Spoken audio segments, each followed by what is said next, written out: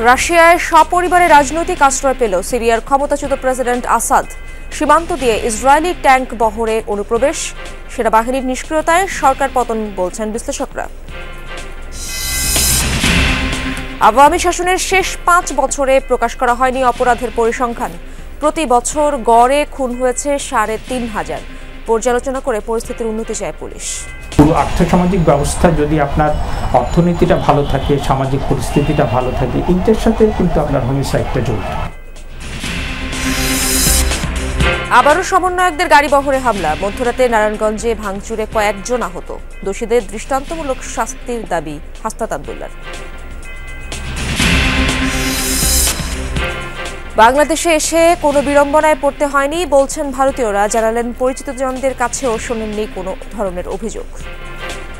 আমাদের কোনো ভয় ভেদ কিছু নেই, আশা করি আগের মতন আছে, সবই ঠিক আছে। ইন্ডিয়াতে গুজব হয় অনেক, ওখানে খুব অত্যাচার হচ্ছে, হিন্দুদের উপরে মারকাট হচ্ছে, এসব ওখানে আমরা শুনতে পাই, কিন্তু আমরা তো দেখছি খুব ভালোই আছে।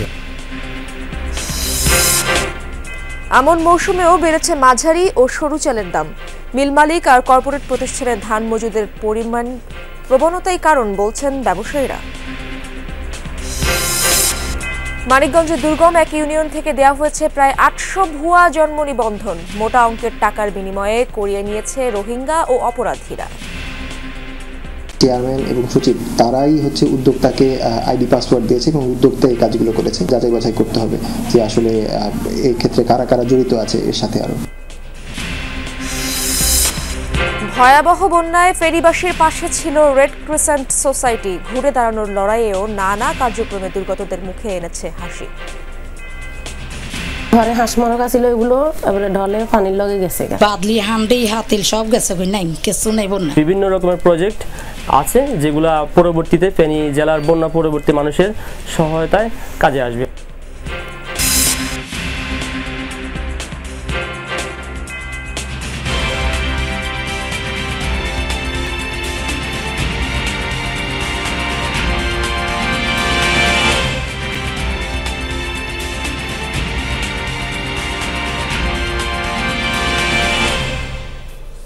আমন্ত্রণ যমুনা নিউজে আপনাদের সঙ্গে আছি আমি ইশরাত জাহান। এতক্ষণ শিরোনাম দেখছিলেন।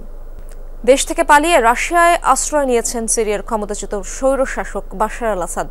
সপরিবারে মস্কোয় আছেন তিনি।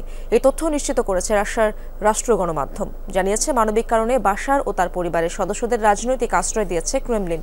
বিদ্রোহীরা অপ্রতিরোধ গতিতে দামেস্কের পথে অগ্রসর হওয়ায় শনিবারই রাজধানী ছাড়েন বাশার। দামেস্কের প্রাসাদ থেকে পশ্চিমাঞ্চলীয় লাতাকিয়া শহরে যান তিনি। সেখানে রুশ বিমান ঘাঁটি থেকে রোববার উড়াল দেন মস্কোর উদ্দেশ্যে। এইচটিএস বিদ্রোহীদের উত্থানে বাশার আল আসাদের দীর্ঘ 24 বছরের শাসনের অবসান হয়। ধারণা করা হচ্ছিল পতনের পর মিত্রদেশ রাশিয়া কিংবা ইরানে আশ্রয় নিতে পারেন তিনি। গেল সপ্তাহে বিদ্রোহীদের সাথে সংঘর্ষ শুরু হলে মস্কোয় রুশ প্রেসিডেন্টের সাথে সাক্ষাৎ করেন বাশার আল আসাদ। বিদ্রোহীরা হাজার হাজার কয়েদিকে মুক্ত করার পর আলোচনায় সিরিয়ার কুখ্যাত সেদনায়া কারাগার। বাশার আল আসাদ প্রশাসনের বহু নৃশংসতার সাক্ষী ওই বন্দিশালা। 2011 থেকে 2018 কেবল এই 8 বছরেই সেখানে ফাঁসি কিংবা নির্যাতনের মৃত্যু হয়েছে 30,000-এর বেশি মানুষের। রোববার রাজধানী দামেস্কের নিয়ন্ত্রণ নেবার ঠিক আগ মুহূর্তে কারাগারটিতে প্রবেশ করে এইচটিএস যোদ্ধারা। দখলে নেয় গোটা স্থাপনা। অবসান ঘটে কয়েদিদের দীর্ঘ 1.5 যুগের বন্দিদশার। সিরিয়ার পতিত স্বৈরাচার বাশার আল আসাদের কসাইখানা হিসেবে পরিচিত ছিল দামেস্কের কুখ্যাত সেদনায়া কারাগার। বলা হয় হাজার হাজার বিরোধী ও ভিন্ন মতানুসারীদের নির্যাতন, খুন, ফাঁসিসহ কারাগারটিকে টর্চার সেল হিসেবে ব্যবহার করতেন বাশার আল আসাদ। রাজনৈতিক স্বার্থে যেখানে বছরের পর বছর আটকে ছিলেন অগণিত মানুষ। রোববার দামেস্কের নিয়ন্ত্রণ নেবার আগে অখ্যাত এই কারাগারটিতে বিনা বাধায় প্রবেশ করে বিদ্রোহীরা। খুলে দেয়া হয় প্রধান ফটক, বেরিয়ে আসতে থাকেন অন্ধকারে থাকা একের পর এক বন্দী। এতদিন যে কারাগারের দেয়ালে দেয়ালে লেখা ছিল অকথ্য নির্যাতন আর নির্মমতার ইতিহাস, সেখানেই রচিত হলো মুক্ত সিরিয়ার রূপকথা। অবসান হলো কয়েদিদের প্রায় 1.5 যুগের বন্দিদশার, যার মধ্য দিয়ে সিরিয়ার কালো অধ্যায় ঘোচানোর দাবি বিদ্রোহী গোষ্ঠী এইচটিএস-এর। এর আগে গুরুত্বপূর্ণ আরেক শহর হামা নিজেদের দখলে নেয় বিদ্রোহী গোষ্ঠী এইচটিএস। নিয়ন্ত্রণে নেয় শহরটির কেন্দ্রীয় কারাগার, ছেড়ে দেয়া হয় হাজারো বন্দীদের, যেখানে 2 যুগেরও বেশি সময় ধরে বন্দী ছিলেন বহু সিরীয় ও লেবানিজ। মানবাধিকার সংস্থাগুলোর তথ্য অনুযায়ী সিরিয়ার ১৩ বছরের সংঘাতে নিখোঁজ ১ লাখেরও বেশি মানুষ, যাদের বেশিরভাগই বন্দী দেশটির বিভিন্ন কারাগারে। অনিক রহমান, যমুনা নিউজ। বাশার আল আসাদের পতনের পর সিরীয় ভূখণ্ডের বেশ কিছু এলাকায় অনুপ্রবেশ করেছে ইসরায়েলি সেনারা। টেলিগ্রামে এক বিবৃতিতে এই তথ্য জানিয়েছে তেল আবিব। দাবি, সিরিয়া ও ইসরায়েলের মধ্যবর্তী বাফার জোনে মোতায়েন করা হয়েছে স্থল বাহিনীর অতিরিক্ত সদস্য, যারা কাজ করছে ইসরায়েলের সেনা, নৌ আর বিমান বাহিনীর সাথে। বিবৃতিতে আরও বলা হয়, গাজা দখলকৃত পশ্চিম তীর লেবাননের পর এবার সিরিয়া ফ্রন্টেও যুদ্ধ করবে তেল আবিব। এর আগে রাজধানী দামেস্ক সহ সিরিয়ার বিভিন্ন অঞ্চলে বিমান হামলা চালায় ইসরায়েল। ধ্বংস করা হয় রাসায়নিক অস্ত্র কারখানাগুলো। বিদ্রোহীদের হাতে যাতে কোনো রাসায়নিক অস্ত্র না পৌঁছায়, এজন্যই করা হয়েছে হামলা, দাবি ইসরায়েলি বাহিনীর।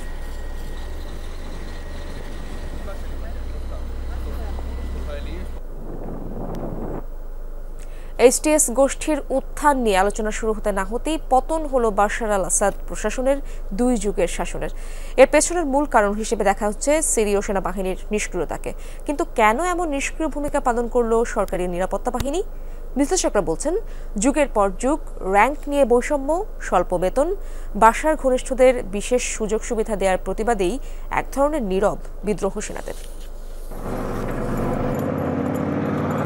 বিদ্রোহীদের সাথে মাত্র ১১ দিনের লড়াইয়ে পরাজয় মানতে হলো আসাদ সরকারকে। এর পেছনে অন্যতম বড় কারণ সেনাবাহিনীর নিষ্ক্রিয়তা। কিন্তু প্রশ্ন উঠছে, কেন? র্যাঙ্ক নিয়ে বৈষম্য, স্বল্প বেতন আর বাশার ঘনিষ্ঠদের বিশেষ সুযোগ সুবিধা সহ নানা অভিযোগ ছিল নিরাপত্তা বাহিনীর সেনাদের। বিশ্লেষকরা বলছেন, অসন্তোষ আর অভ্যন্তরীণ কোন্দলই সেনা সদস্যদের এই নিষ্ক্রিয়তার মূল কারণ। আসাদ শাসনামলে সাধারণ সিরীয়দের মতো বঞ্চিত হতে হয়েছে সেনা সদস্যদেরও। সেনাবাহিনী যে নিষ্ক্রিয় ভূমিকা পালন করেছে, এতে আসলে অবাক হওয়ার কিছু নেই। এটা খুবই স্বাভাবিক যে এরকম একটা পরিস্থিতির মোকাবেলার মনোবল তাদের নেই। তাছাড়া এই সরকারের জন্য শ্রম দিয়ে তারা কিছুই অর্জন করেনি। যুক্তরাষ্ট্রভিত্তিক গবেষণা প্রতিষ্ঠান institute for the study of ওয়ারের তথ্যমতে সেনাবাহিনীর মধ্যে ১/৩ সদস্যের বাড়তি সখ্যতা ছিল প্রেসিডেন্টের সাথে। কেবল তারাই পেতেন পদোন্নতি ও অন্যান্য সুযোগ সুবিধা। সিরিয়ার সেনাবাহিনী কখনোই খুব পারদর্শী ছিল না। ভয় ও সন্ত্রাস দ্বারা শাসিত তারা। বাশারের সাথে সম্পর্ক কেমন তার উপর ভিত্তি করে দেয়া হতো পদোন্নতি ও বেতন ভাতা। বিভিন্ন জরিপ বলছে, এই বৈষম্যের কারণে পরিবার ও নিজের ভরণ পোষণের জন্য চোরাচালান ও চাঁদাবাজিতে জড়াতে হয়েছে সৈন্যদের, যে কারণে প্রতিরক্ষায় পারদর্শিতা বাড়ানোর আগ্রহ হারিয়েছেন তারা। তাছাড়া বেশিরভাগ সেনাকেই ইচ্ছার বিরুদ্ধে সেনাবাহিনীতে যোগ দিতে বাধ্য করা হয়েছে, এমন তথ্য উঠে এসেছে অনেক জরিপে। আন্তর্জাতিক গণমাধ্যমগুলো বলছে, বিদ্রোহীরা মাথাচাড়া দিয়ে ওঠার পর চলতি সপ্তাহে সেনা সদস্যদের বেতন ৫০% বাড়ানোর ঘোষণা দিয়েছিলেন বাশার। কিন্তু তাতেও হলো না শেষ রক্ষা। একে এক ধরনের সেনা বিদ্রোহও বলতে চাইছেন অনেকে, যে বিদ্রোহের ভাষা নীরব নিষ্ক্রিয়তা। ইফাতারা খন্দকার, যমুনা নিউজ। সিরিয়ায় দীর্ঘ গৃহযুদ্ধের অবসান নাকি নতুন সংকটের শুরু? বাশার আল আসাদের পতনের পর দেশটির ভবিষ্যৎ কি হবে তা নিয়ে চলছে চুলচেরা বিশ্লেষণ। নানামুখী সংকটে থাকা দেশটিতে ব্যাপক চ্যালেঞ্জের মুখে পড়তে হবে নেতৃত্ব দানকারীদের। গুরুত্ব পাচ্ছে নিরাপত্তা এবং একতা ইস্যু। সেক্ষেত্রে ইরাক আর লিবিয়ার উদাহরণ টানছেন বিশ্লেষকরা। তাই আসাদ পরবর্তী সিরিয়ায় অস্থিতিশীলতা আরও বাড়ার শঙ্কাই করছেন তারা। প্রায় ১.৫ দশক আগে আরব বসন্তের ঢেউ লাগে মধ্যপ্রাচ্যে। পতন হয় লিবিয়া, ইয়েমেন কিংবা মিশরের মতো দেশগুলোর স্বৈরশাসকের। একনায়কতন্ত্রের পতন ঘটিয়ে দেশগুলোতে উন্নয়নের কথা থাকলেও তা দৃশ্যমান হয়নি দুই চোখেও।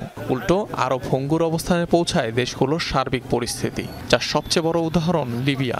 সাদ্দাম হোসেনের পতনের পর রীতিমতো বহুজাতিক যুদ্ধক্ষেত্রে পরিণত হয় ইরাক। আসাদ সরকারের পতনের পর সিরিয়ার ভবিষ্যৎ নিয়েও উঠেছে একই প্রশ্ন। ইরাক, লিবিয়া কিংবা ইয়েমেনের পথেই কি হাঁটতে যাচ্ছে দেশটি? রাজনৈতিক বিশ্লেষকরা বলছেন, বাশার আল আসাদের পতনে মধ্যপ্রাচ্যের রাজনীতিতে সৃষ্টি হবে নতুন মেরুকরণ। সিরিয়ার নাটকীয় এই পরিবর্তনের পর বিদ্রোহী গোষ্ঠী এইচটিএস এর নেতৃত্ব নিয়েও উঠেছে প্রশ্ন। একসময় জঙ্গি গোষ্ঠী আল কায়েদার অংশ থাকায় বাহিনীটির মতাদর্শ নিয়েও আছে নানা বিরোধ। মুখে কূটনীতি ও সমঝোতার সুর থাকলেও এইচটিএস এর নেতৃত্বে উগ্রপন্থা ছড়াতে পারে বলে শঙ্কা অনেকের। এইচটিএস ইসলামী খেলাফত প্রতিষ্ঠা করতে চায় না, কিন্তু শরিয়া মোতাবেক শাসন করতে চায়। ইদলিবে বসবাসরত সংখ্যালঘুদেরও আশ্বস্ত করেছে তারা। তার মানে এই না যে সেখানে কোনো ধরনের আগ্রাসন সহিংসতা হয়নি। সেখানেও ধর্মনিরপেক্ষ কিংবা গণতান্ত্রিক ব্যবস্থা নয়, কায়েম করেছিল স্বৈরাচারী শাসন।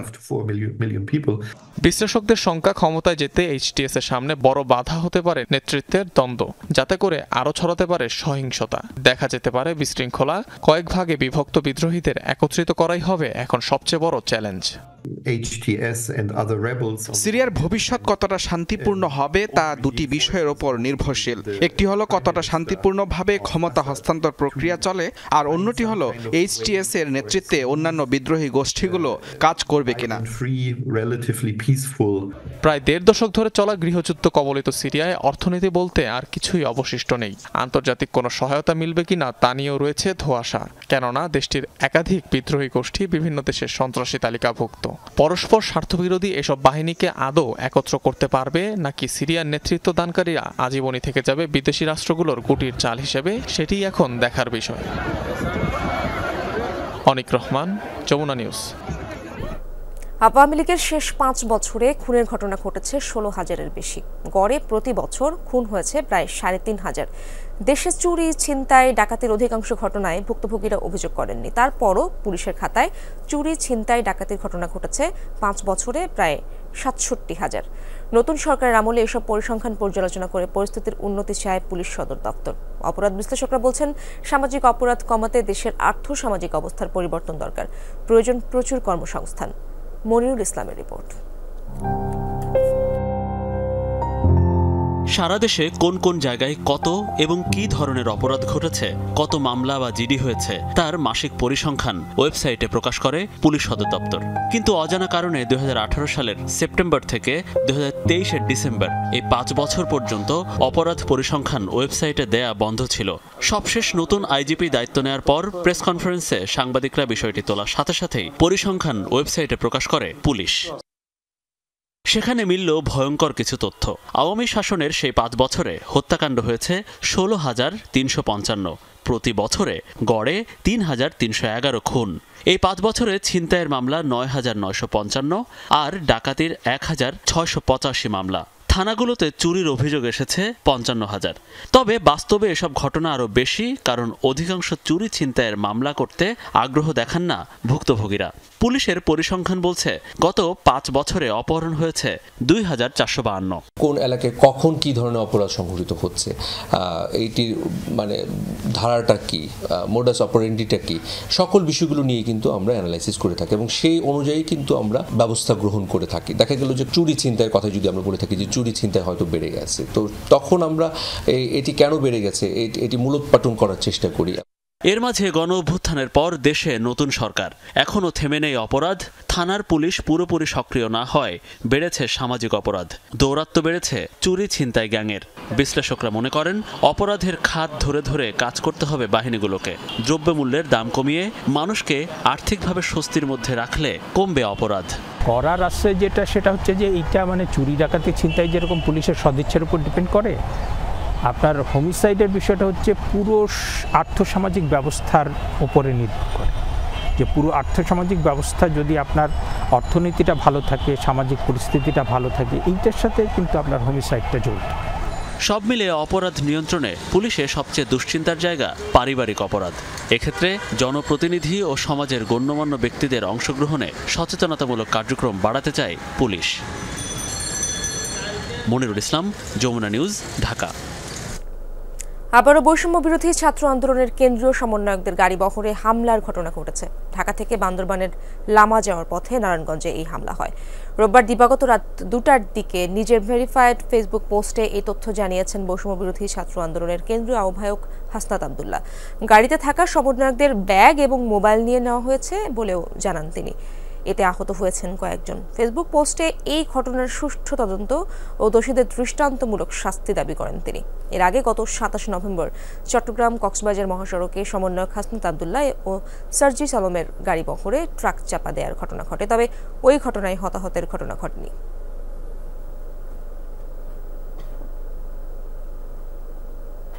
ভারতীয় গণমাধ্যমে বাংলাদেশ নিয়ে চালানো হচ্ছে নানা অপপ্রচার, তুলে ধরা হচ্ছে সনাতন ধর্মাবলম্বীদের নির্যাতনের অসত্য তথ্য।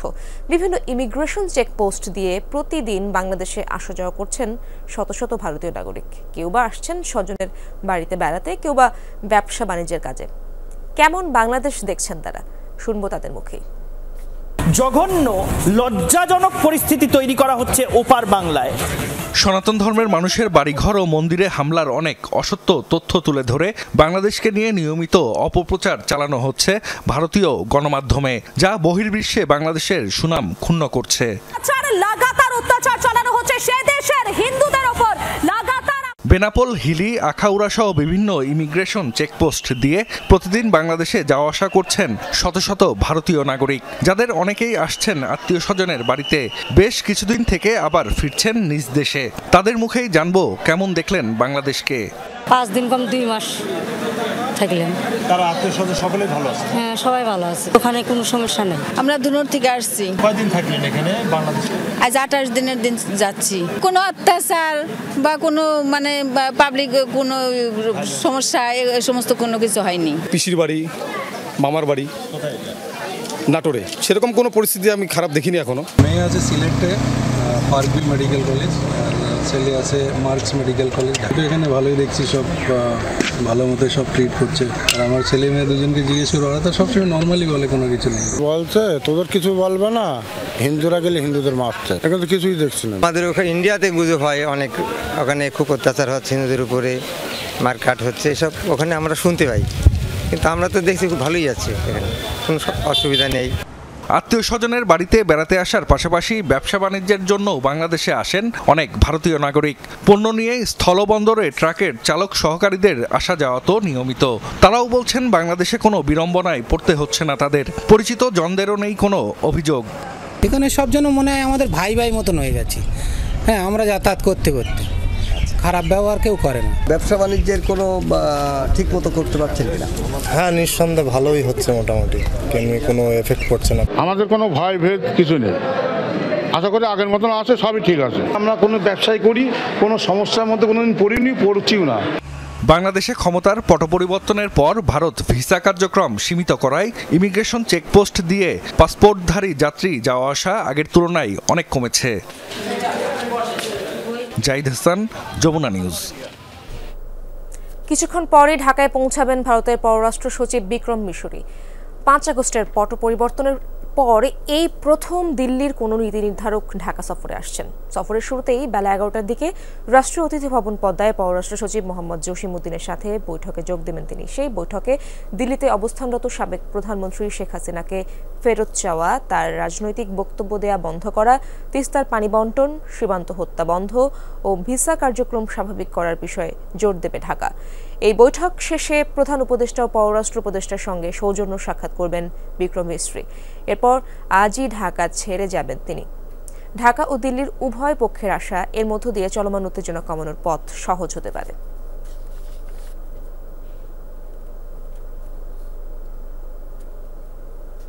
ইউরোপীয় ইউনিয়নের 27টি দেশের রাষ্ট্রদূতের সঙ্গে আজ বৈঠকে বসবেন অন্তর্বর্তী সরকারের প্রধান উপদেষ্টা ডক্টর মোহাম্মদ ইউনূস। বেলা 12টার দিকে এই বৈঠক অনুষ্ঠিত হবে। এই নিয়ে এক ব্রিফিংয়ে জনকূটনীতি বিভাগের মহাপরিচালক রফিকুল আলম জানিয়েছেন, ইউর 27 দেশ ছাড়াও আরও একটি দেশের রাষ্ট্রদূত অংশগ্রহণ করবেন এই বৈঠকে। আলোচনায় জলবায়ু পরিবর্তনজনিত চ্যালেঞ্জ এবং রোহিঙ্গা ইস্যু প্রাধান্য পাবে। এছাড়া বাংলাদেশ ও যুক্তরাজ্যের সম্পর্ক নিয়ে খোলামেলা আলোচনা হবে বলেও জানা গেছে। আলোচনা হবে অর্থনৈতিক খাতে সহযোগিতা বৃদ্ধি এবং বাংলাদেশের সঙ্গে সম্ভাব্য অংশীদারিত্ব ও সহযোগিতা চুক্তি সহ নানা ইস্যুতে। দাম নিয়ন্ত্রণে উদ্যোগ আছে, কিন্তু তাতে সহনীয় হয়নি বাজার। বাড়ছে মাঝারি এবং সরু চালের দাম। সপ্তাহের ব্যবধানে কেজিতে বেড়েছে 4 থেকে 6 টাকা পর্যন্ত। চালের বাজারে চাহিদা এবং যোগানের সূত্র হয়েছে অকার্যকর। কারণ আমন মৌসুমে বাজারে বেড়েছে চালের যোগান, কিন্তু এতেও মিলছে না স্বস্তি। কারসাজিতে অভিযোগের 3 মিল মালিক এবং কর্পোরেট প্রতিষ্ঠানের দিকে। ব্যবসায়ীরা বলছেন বেশি দামে ধান কিনে মজুত করা হচ্ছে, তারপর সেই ধান থেকে চাল করে নেওয়া হচ্ছে ইচ্ছে মতো দাম। ক্রেতার নিত্য প্রয়োজনীয় পণ্য চাল, অন্যান্য নিত্যপণ্যের সঙ্গে চালের দামেও তৈরি হয়েছে অস্বস্তি। যৌক্তিক কারণ ছাড়াই বাড়িয়ে দেওয়া হচ্ছে দাম। নতুন করে চালের মূল্য বৃদ্ধিতে ভোক্তার পকেটে টান পড়েছে। আয়ের সঙ্গে ব্যয় মেটাতে যেন হিমশিম অবস্থা। অনেকেই চাহিদায় দিয়েছেন লাগাম। যে চাকরি করি ওই বেতন হিসাবে আমাদের হচ্ছে না, দামটা একটু কম হলে আমাদের খুবই ভালো হয়। ঠিক আছে, আমরা খাইলে বাঁচতে পারি আর কি। এত দাম হইলে আমরা কেমনে খামু, কেমনে থাকবো, আমাদের কোনো পোষে না। মাঝারি এবং সরু চালের দাম বেড়েছে কেজিতে 4 থেকে 6 টাকা পর্যন্ত। 50 কেজির বস্তাপ্রতি মূল্য বৃদ্ধি হয়েছে 200 থেকে 300 টাকা। ব্যবসায়ীরা বলছেন সপ্তাহের ব্যবধানে বেড়েছে দাম। টিসিবির হিসাব বলছে বছরের ব্যবধানে সরু এবং মাঝারি মানের চালের দাম বেড়েছে 8 ভাগের বেশি। মিনিকেটটা বেচতাম আমরা 68 টাকা, সেই মিনিকেট এখন 72 টাকা। এভাবে যদি বাড়ে, নাজির চালের প্রতি কেজিতে আপনার বস্তা প্রতি বাড়িয়ে গেছে 250-300 টাকা। মিনিকেটের উপরে এমন এক মানে বজ্রপাতই পড়ছে মনে হয়, যে মিনিকেট আছিল 68 টাকা, সেইটা হয়ে গেছে 74 টাকা। সরবরাহ বাড়াতে চাল আমদানিতে বড় ধরনের শুল্ক ছাড় দিয়েছে সরকার। থাইল্যান্ড এবং ভারত থেকে আমদানিরও উদ্যোগ নেওয়া হয়, কিন্তু ওইসব বাজারে চালের দাম বেশি হওয়ায় আগ্রহ দেখাচ্ছে না কেউ। ইন্ডিয়ান থেকে একটা যে আপনার পাইজামটা আসছে, ওই চালের দামও বেশি, 58 টাকা 60 টাকা বিক্রি করা লাগে। যেটা আমাদের দেশে আগে যে স্বর্ণটা ছিল, ওই স্বর্ণ আপনার 2600-2700 ছিল, কিন্তু ওইখান থেকে আনতে কোনো ফায়দা হয়নি। সিজন আসলে প্রতিবারে চাউলের দাম কমে, এখন এই কয় বছর ধরে চাউলের দাম বাড়তি। যেটা জিরা ধানের মিনিকেট আর কি অরিজিনাল, ওইটা 70 টাকা কেজি বর্তমানে কিনেই পড়ে, মানে ঢাকা আস্তে আস্তে ওইটা 74-75 টাকা হয়ে যাবে। প্রশ্ন হচ্ছে কেন বাড়ছে দাম? কারণ হিসেবে সামনে আনা হচ্ছে গেল আগস্ট মাসের বন্যা। কৃষি সম্প্রসারণ অধিদপ্তরের তথ্য, সেই সময় 8 লাখ টনের বেশি চালের উৎপাদন ব্যাহত হয়। এছাড়া মিল মালিক এবং কর্পোরেট প্রতিষ্ঠানের ধান মজুত করার প্রবণতা মূল্য বৃদ্ধির অন্যতম কারণ। আমন ধানের মৌসুম হলেও নেই দাম কমার লক্ষণ। এখন মৌসুমে যেভাবে কমে আসার কথা সে কিন্তু কমে আসে নাই। এখন পর্যন্ত এক কোম্পানি বেঁধে আর এক কোম্পানি কিন্তু 50 কেজির বস্তায় 100-800 টাকা ডিফারেন্স আছে।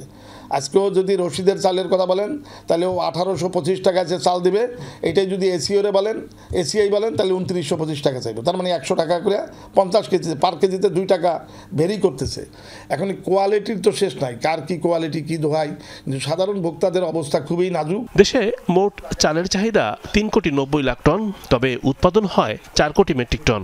এই 4 মাসে চাল আমদানির পরিমাণ 2000 টন।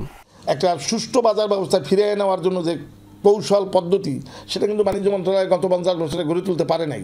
রিমন রহমান, যমুনা নিউজ, ঢাকা। মানিকগঞ্জের দৌলতপুরে একটি ইউনিয়ন পরিষদে প্রায় 800 ভুয়া জন্ম নিবন্ধন ধরা পড়েছে। স্থানীয়দের অভিযোগ, মোটা অঙ্কের টাকার বিনিময়ে এই অপকর্ম করেছে ইউপি চেয়ারম্যান, তৎকালীন প্রশাসনিক কর্মকর্তা, উদ্যোক্তা। এসব নিবন্ধন রোহিঙ্গা ও বিভিন্ন অপরাধের সঙ্গে সংশ্লিষ্ট ব্যক্তিদের হওয়ার শঙ্কা রয়েছে। বিষয়টি জানার পর জন্ম নিবন্ধন সার্ভার বন্ধ রেখে তদন্তে নেমেছে উপজেলা প্রশাসন। মানিকগঞ্জ শহর থেকে 37 কিলোমিটার দূরে যমুনা পারে দৌলতপুরের চরকাটারি ইউনিয়ন পরিষদ। নদীগর্ভে বিলীন হওয়ার পর চেয়ারম্যান বাড়ির এই টিনের ঘরেই চলে পরিষদের কার্যক্রম। মানিকগঞ্জ, টাঙ্গাইল ও সিরাজগঞ্জ জেলার সীমান্তবর্তী এই এলাকা টার্গেট করেছিল ভুয়া জন্ম নিবন্ধনকারী চক্রটি। গেল 10 মাসে 795টি ভুয়া জন্ম নিবন্ধন হয়েছে এই ইউনিয়নে, যারা সবাই অন্য জেলার বাসিন্দা। বিষয়টি প্রথমে নজরে আসে পরিষদের এই প্রশাসনিক কর্মকর্তার। ভোটার আইডি কার্ড দেখছি তো, ভোটার আইডি কার্ডের প্রথম পার্টটা দেয়া, দ্বিতীয় পার্ট ঠিকানার পার্টটা দেয়া নাই। তখন আমার একটু সন্দেহ হয়েছিল যে এটা আসলে কিভাবে হইল। আবেদন ফর্মে তো মেম্বারের স্বাক্ষর লাগে, চেয়ারম্যানের স্বাক্ষর লাগে, আবার একজন ডাক্তারের সার্টিফিকেট স্বাক্ষর লাগে। কিন্তু এখানে যদি আবেদনগুলাই সাবমিট করে নাই, আবেদনগুলাই নাই, অনলাইনে করে অনলাইনেই সনদগুলো দিছে। এবং মানিকগঞ্জে আরও কয়েক ইউনিয়নে হয় শুনছি আর কি। তো এরকম এদের চক্রের মাধ্যমে আর্থিকভাবে লাভবান হওয়ার জন্য এই ধরনের কাজগুলো হইতেছে। ধারণা করা হচ্ছে ভুয়া জন্ম নিবন্ধনকারী ব্যক্তিরা রোহিঙ্গা অথবা বিভিন্ন অপরাধের সঙ্গে সংশ্লিষ্ট হতে পারে। মোটা অঙ্কের টাকার বিনিময়ে ইউপি চেয়ারম্যান আয়ুব আলী, তৎকালীন প্রশাসনিক কর্মকর্তা আলমগীর হোসেন ও ইউনিয়ন পরিষদের ডিজিটাল সেন্টারের উদ্যোক্তা আব্দুল জলিল ভুইয়া জন্মসনদ দিয়েছেন বলে অভিযোগ।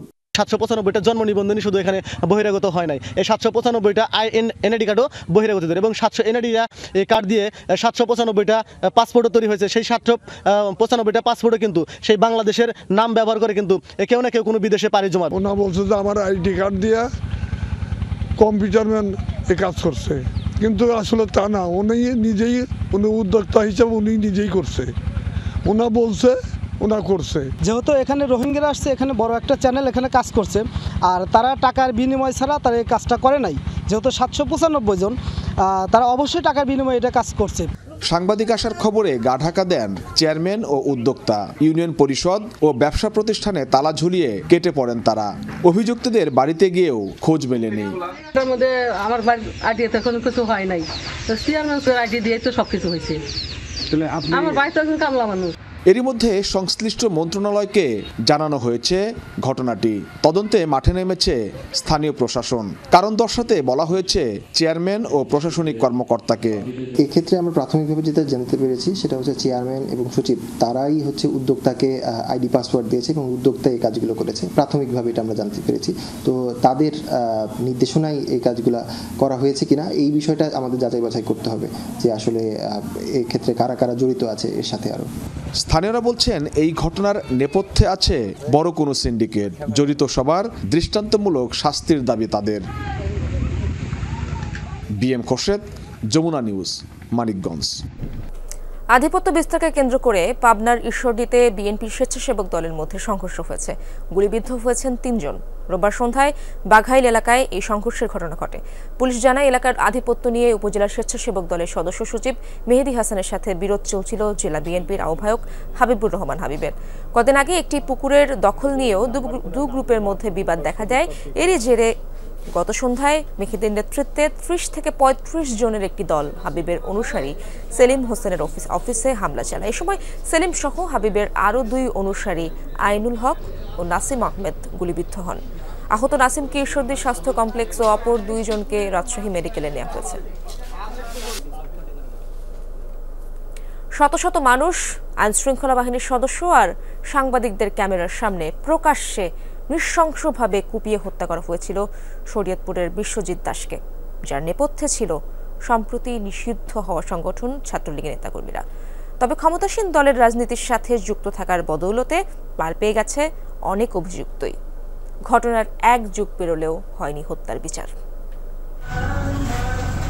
ঘরের ভেতর টানানো রয়েছে বিশ্বজিতের অনেক ছবি। ছবির মতোই ছবির মানুষটাও এখন শুধুই স্মৃতি। বিশ্বজিৎ আর বাড়ি ফিরবে না। ছেলের কথা ভাবতেই এখনও নীরবে চোখের জল ফেলে চলেছেন মা কল্পনা দাস।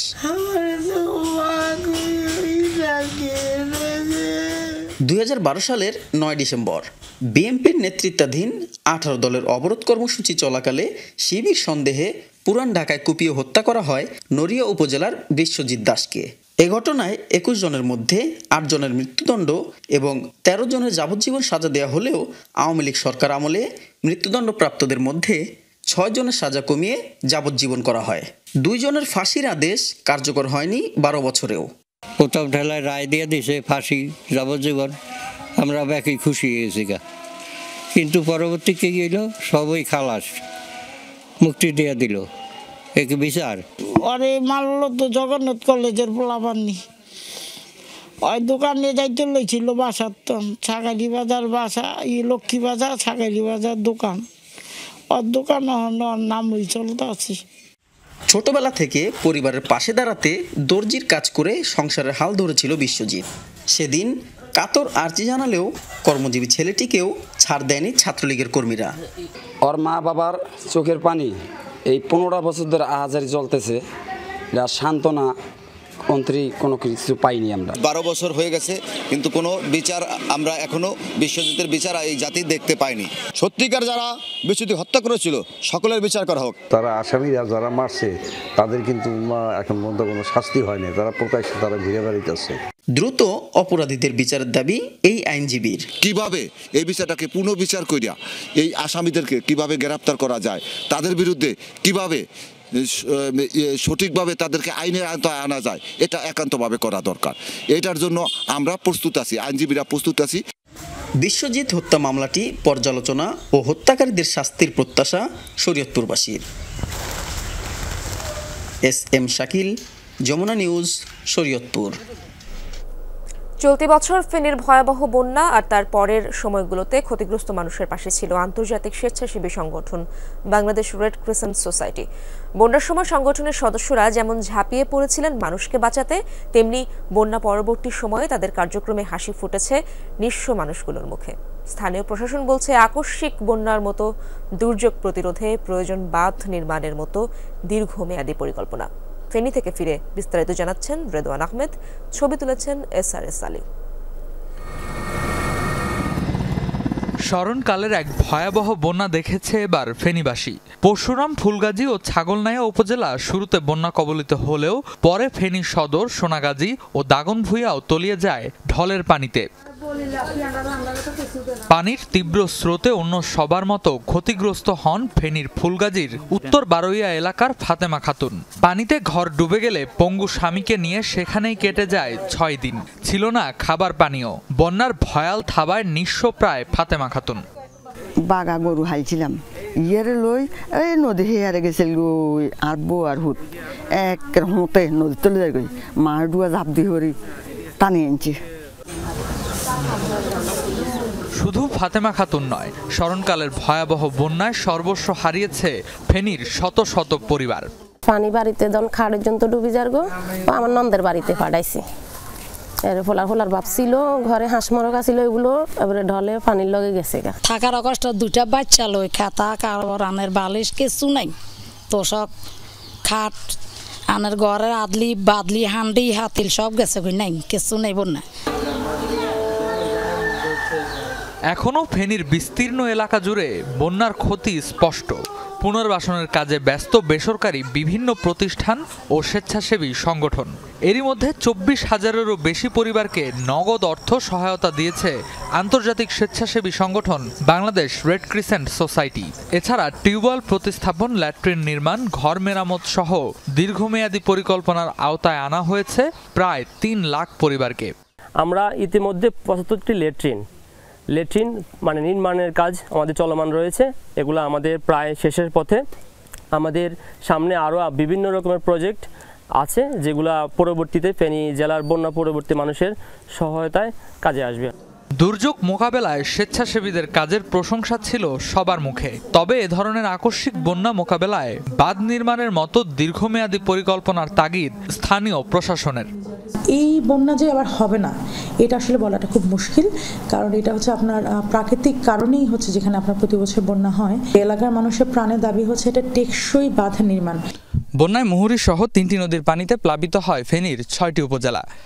বানভাসীদের সহায়তায় সবার আগে যারা এগিয়ে এসেছিলেন তাদের মধ্যে অন্যতম বাংলাদেশ রেড ক্রিসেন্ট সোসাইটি। তখন শুকনো খাবার আর বিশুদ্ধ পানি দিয়ে পাশে থাকলেও পরবর্তীতে ঘর নির্মাণ সহ বিভিন্ন দীর্ঘমেয়াদী পরিকল্পনা বাস্তবায়নে কাজ করছে তারা। স্থানীয়রা বলছেন, এ ধরনের পরিকল্পনা বাস্তবায়ন হলে নতুন করে আশার সঞ্চার করবে ফেনীবাসী। রেদওয়ান আহমেদ, যমুনা নিউজ, ফুলগাজী, ফেনী। শীত জেকে বসেছে দেশের উত্তরাঞ্চলে, বাড়ছে কুয়াশার দাপটও। আর এ বিষয়ে আরো জানবো, পঞ্চগড় থেকে যোগ দিচ্ছেন আমার সহকর্মী রনি মিয়াজি। রনি, উত্তরাঞ্চলে তো প্রতিদিনই নামছে তাপমাত্রার পারদ, আজ সেখানকার অবস্থা আমাদেরকে জানাবেন। জি, আপনি জানেন যে শীতের জেলা নামে খ্যাত উত্তরের জেলা এই পঞ্চগড়। এই পঞ্চগড়ে কিন্তু গত কয়েকদিন থেকে আমরা দেখছি যে ঘন কুয়াশায় কিন্তু ঢুকে পড়ছে চারপাশ। তবে আমরা আজকে দেখেছি যে কিছুটা কুয়াশা কমেছে, তবে তাপমাত্রা কিন্তু আরও কমেছে। আমি কিছুক্ষণ আগে আবহাওয়া পর্যবেক্ষক যারা রয়েছে তেঁতুলিয়া, তাদের সাথে কথা বলেছি।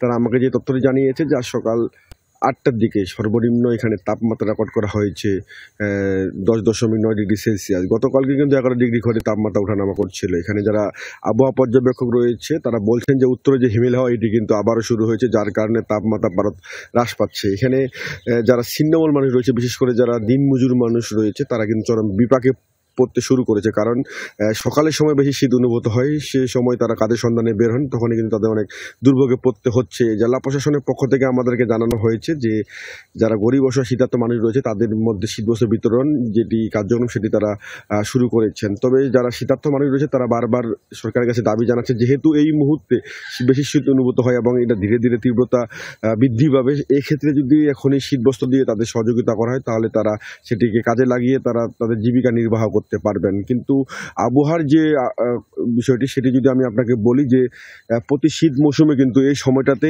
এই জেলায় সবচেয়ে বেশি শীত অনুভূত হয় এবং অন্যান্য জেলার তুলনায় দেরিতে শীত বিদায় নেয়। এই 3-4 মাস যে শীত অনুভূত হয় সেক্ষেত্রে আমরা দেখি যে এখানে যারা সাধারণ মানুষ রয়েছেন তারা কিন্তু অনেকটা বিপাকে পড়েন। তবে আমরা দেখছি গত কয়েকদিন থেকে এখানে তাপমাত্রা নামা পড়ছে এবং শীতের যে তীব্রতা সেটি দিন দিন বৃদ্ধি পাচ্ছে এবং এই তীব্রতা কিন্তু আগামী সপ্তাহে আরো বৃদ্ধি পাবে এবং শীতের যে প্রকোপ সেটিও বৃদ্ধি হবে, পাশাপাশি হতে তাপমাত্রা অনেকটা হ্রাস পাবে। রনি, ধন্যবাদ আপনাকে। সিরিয়ার স্বৈরশাসক বাশার আল আসাদ রেজিমের পতন হওয়ায় সিলেটে আনন্দ মিছিল বের করে বৈষম্য বিরোধী ছাত্র আন্দোলন। দিবাগত রাতে শাহজালাল বিজ্ঞান ও প্রযুক্তি বিশ্ববিদ্যালয়ের শাহপরান হল থেকে একটি মিছিল বের হয়। পরে ক্যাম্পাসের বিভিন্ন সড়ক প্রদক্ষিণ করে গোল চত্বরে গিয়ে শেষ হয়। পরে সেখানে সংক্ষিপ্ত সমাবেশে বক্তারা বলেন, বিদ্রোহীদের আক্রমণের মুখে সিরিয়ার স্বৈরশাসক বাশার আল আসাদ পালিয়ে যাওয়ার মধ্য দিয়ে মুক্তিকামী জনতার জয় হয়েছে। নবগঠিত পার্বত্য জেলা পরিষদ নিয়ে বিতর্ক থামছে না রাঙামাটিতে। এটি গঠনে স্বজনপ্রীতি এবং অনিয়ম হয়েছে বলে দাবি অনেকের। রাখা হয়নি 4 উপজেলার প্রতিনিধি। বিতর্কিতদের বাদ দিয়ে পরিষদ পুনর্গঠনের দাবিতে আন্দোলন করছে বিভিন্ন সংগঠন। গেল 7 নভেম্বর 15 সদস্যের রাঙ্গামাটি পার্বত্য জেলা পরিষদ পুনর্গঠনের পর থেকে চলছে আলোচনা সমালোচনা। নিরপেক্ষ নির্দলীয় ব্যক্তিদের পরিষদে রাখার বিধান থাকলেও আওয়ামী লীগ সরকারের সুবিধাভোগী এক উপদেষ্টার সাবেক সহকর্মী হত্যা মামলার পলাতক আসামি দেবর ভাবিসহ বিতর্কিত অনেকে স্থান পেয়েছে বলে অভিযোগ স্থানীয়দের। 4 উপজেলা থেকে রাখা হয়নি কাউকে। প্রতিবাদে বঞ্চিত 4 উপজেলার বাসিন্দাদের পাশাপাশি বৈষম্য বিরোধী ছাত্র আন্দোলন এবং ইসলামী আন্দোলন সহ বিভিন্ন সংগঠন বিক্ষোভ করছে প্রায়। প্রত্যেকটা উপজেলা থেকে একজন করে নেওয়া, তো এটা আইন ভঙ্গ করে উপদেষ্টা যে নিয়োগটা করেছে এটা তো আমরা মানি না। হত্যা মামলার আসামি এবং পার্বত্য উপদেষ্টার আত্মীয় স্বজন সহ এখানে নিয়ে পরিষদ গঠন করা হয়েছে, সেগুলোকে বাতিল করে যাতে আবার নতুন করে যাতে আবার পুনর্গঠন করা হয়। বিতর্কিতদেরকে বাদ দেওয়ার দাবি আন্দোলনকারীদের। বৈষম্য যেন না হয়, আমাদের দাবি ছিল এটাই যে এখানে পরিবারতান্ত্রিক আমরা কোনো কিছু চাই না। সদস্য নিয়োগে স্বজনপ্রীতি এবং অনিয়ম হয়েছে বলছেন রাঙ্গামাটির বিশিষ্টজনরাও। রাঙ্গামাটি সদর থেকে ফ্যাসিস্ট সরকারের দোসরদের নিয়েই রাঙ্গামাটি পার্বত্য জেলা পরিষদ পুনর্গঠন করা হয়। পূর্ব অভিজ্ঞতাও দরকার আছে, যেহেতু একটা উন্নয়নমূলক কাজে সম্পৃক্ত হবে জনগণের জন্য। এই কারণে আমি বলতে চাচ্ছি যে এটা আসলে স্বচ্ছতা আনা উচিত ছিল। অভিযোগের বিষয়ে পরিষদের কেউ কথা বলতে রাজি হননি। মামুন নরশিদ অফি, যমুনা নিউজ। মহিয়সী নারী রোকেয়া সাখাওয়াত হোসেনের 144তম জন্ম ও 92তম মৃত্যু দিবস আছে, যিনি নারী জাগরণের আলো ছড়িয়েছেন বিশ্বময়। অথচ তার জীবন ও কর্মচর্চার জন্মস্থান রংপুরের স্মৃতি কমপ্লেক্স পূর্ণতা পায়নি 2 যুগেও। উদ্ধার হয়নি লাখেরাজ সম্পত্তি, আতুরঘরটিও করা হয়নি সংস্কার। এমন প্রেক্ষিতে স্মৃতি কমপ্লেক্স সহ সবকিছুই রোকেয়া বিশ্ববিদ্যালয়ে অধিভুক্ত করার আলোচনা উঠেছে। সরকার মাজহারুল মান্নানের বিশেষ প্রতিবেদন। রংপুর মিঠাপুকুরের পায়রাবন্দ ইউনিয়নের খোদ্দ মুরাদপুর গ্রাম। এখানেই 1980 সালের 9 ডিসেম্বর জন্ম নেন বেগম রোকেয়া। রোকেয়ার জীবন ও কর্ম নতুন প্রজন্মের কাছে তুলে ধরতে প্রায় 4 কোটি টাকা ব্যয়ে নির্মাণ করা হয় বেগম রোকেয়া স্মৃতি কমপ্লেক্স। 2001 সালে চালুর পর 2.5 মাসের মাথায় থেমে যায় কার্যক্রম। গবেষণা কক্ষের তালা খোলেনি 23 বছরেও। প্রশিক্ষণ কেন্দ্রের সেলাই মেশিন ঢাকনাবন্দি, সেমিনার রুমে ধুলার আস্তরণ। খোলা পাওয়া যায় কেবল পাঠাগারটি, সেখানেও ধুলায় ধূসরিত। যদিও আশা দেখাচ্ছে বাংলা একাডেমি। তার এই জন্মস্থানটি এখনো অবহেলিত রয়েছে।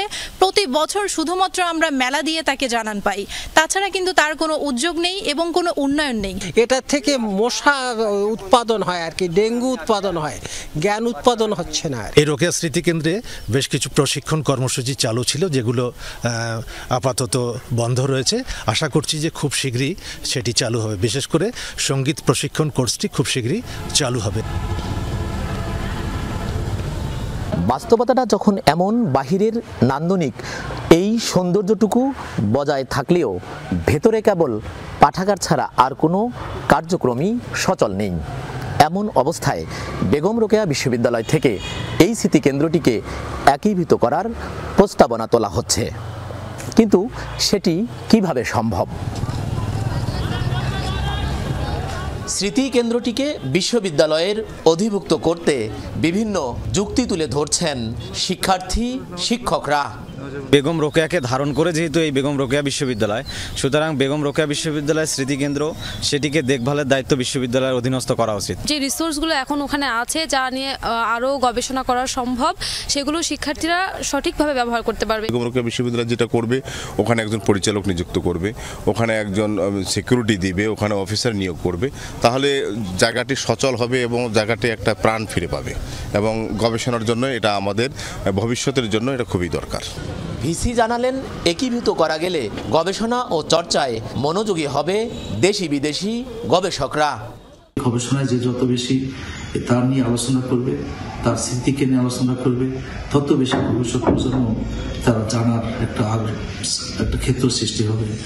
1932 সালের 9 ডিসেম্বর কলকাতায় মারা গেলে সোদপুরে সমাহিত করা হয় বেগম রোকেয়াকে। সরকার, মাঝারুল মান্নান, যমুনা নিউজ, রংপুর।